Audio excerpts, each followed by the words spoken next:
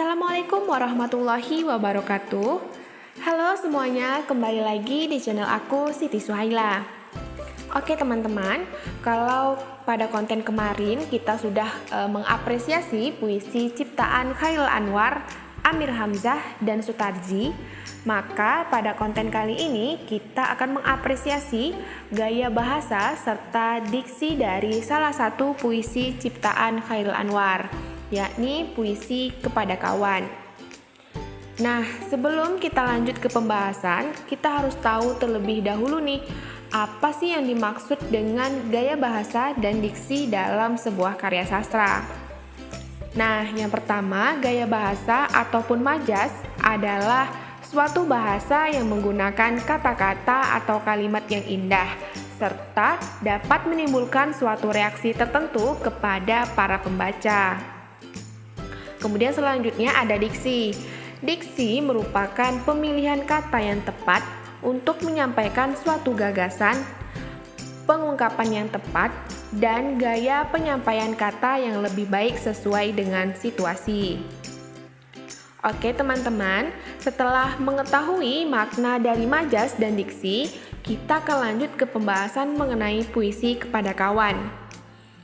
Nah, di layar kaca teman-teman sudah tampil kutipan dari puisi Kepada Kawan. Sekarang kita akan lanjut membahas majas terlebih dahulu. Nah, majas-majas yang ditemukan dalam puisi Kepada Kawan karya Chairil Anwar itu ada beberapa. Yang pertama ada majas personifikasi. Ditemukan pada penggalan kalimat ajal yang menarik kita, juga mencekik diri sendiri. Nah, kata ajal bukanlah manusia. Dalam penggalan kalimat tersebut, kata ajal seolah-olah bersikap layaknya manusia yang menarik dan mencekik.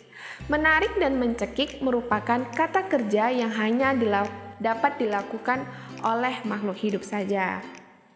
Kemudian, majas yang kedua ada majas hiperbola. Ditemukan pada penggalan kalimat tembus jelajah dunia ini dan balikkan.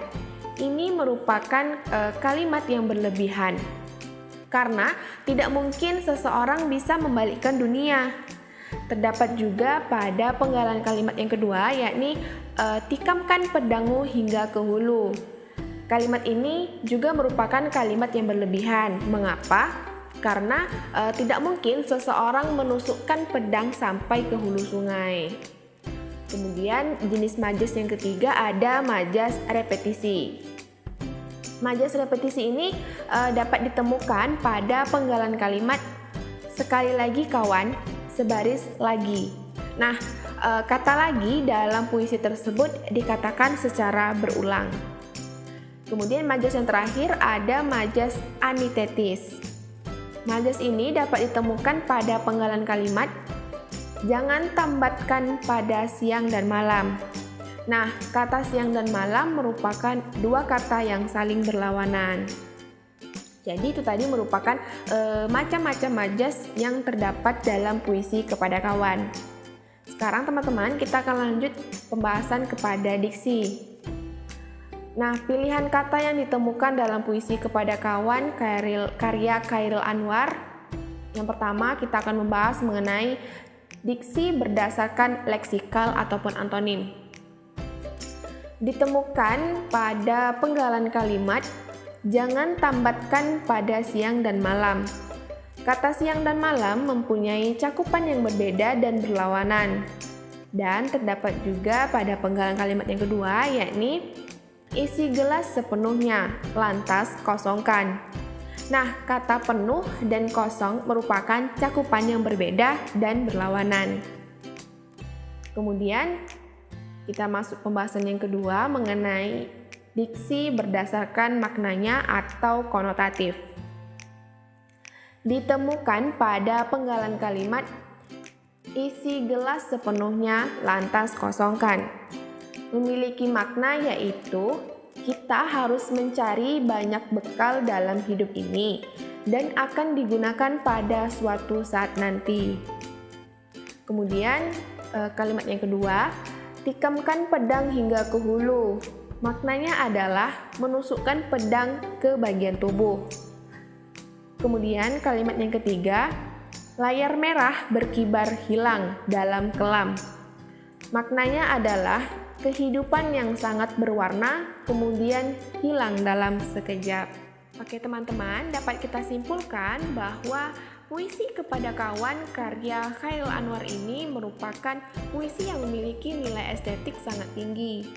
Puisi ini merupakan puisi tentang perjuangan dengan kata yang lugas, kaya makna, dan indah untuk dipahami. Puisi ini mungkin akan sangat sulit untuk dipahami bagi kaum awam. Mengapa? Karena dalam penciptaan puisi ini, penulis banyak menggunakan bahasa figuratif atau lebih dikenal dengan majas dan juga pilihan kata yang mungkin pembaca tidak akan tahu jika tidak dikaji. Nah, setelah kita mengkaji puisi Kepada Kawan karya Chairil Anwar tadi, ternyata memiliki beberapa majas dan juga diksi. Nah, majasnya itu contohnya seperti majas personifikasi, majas hiperbola, majas repetisi, dan juga majas anitesis.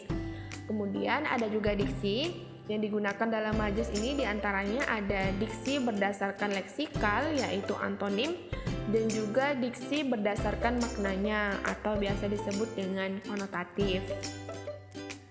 Oke teman-teman, itu tadi merupakan pembahasan mengenai majas dan diksi dalam puisi Kepada Kawan oleh Chairil Anwar.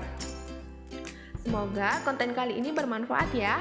Jangan lupa untuk like, komen, dan subscribe. Jika ada kesalahan saya mohon maaf. Wassalamualaikum warahmatullahi wabarakatuh.